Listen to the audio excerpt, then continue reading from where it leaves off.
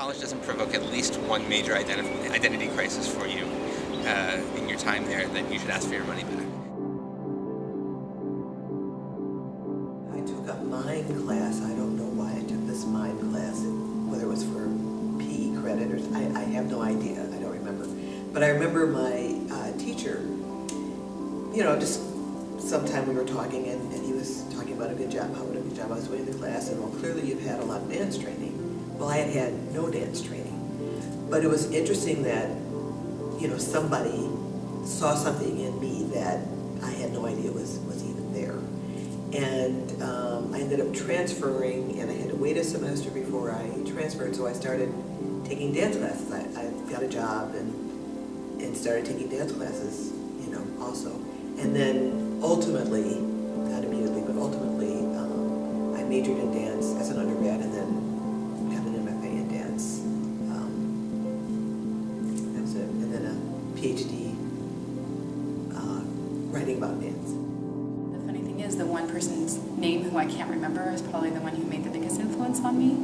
It was that I came back from studying abroad and I really wanted to go back to Latin America. This is the thing I have to do. I wrote a grant application to go back to Latin America because I wanted to go explore more, explore who I was, speak in different languages and work in communities.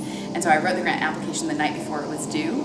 And then you had to take a course to be eligible to get the grant. So I took this course. I had this amazing instructor. She's an anthropology professor who worked with me to create my surveys. Actually, my surveys were in Quechua, English, and Spanish. I was ready to go in the field and do my work, and then I didn't get the grant.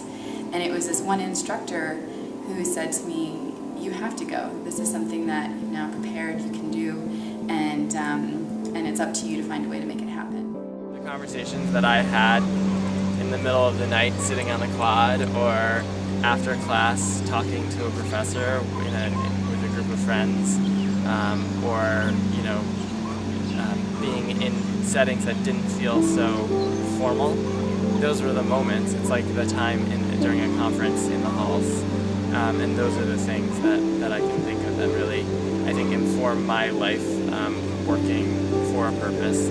The other thing, though, really was an experience that I had that was pretty practical, which was a class that I took where we emulated the process of being grant makers and grant writers. And so it was a very practical skill, but we dreamt entirely from both perspectives of what we needed and what we could give. Well, I was the head of my theater group, and we ran a $70,000 budget or something thereof, and we had almost complete control over that budget. Obviously, certain checks and balances, but as the president, I had to manage a group, and I was running my own little organization and to make sure that I was responsible for them.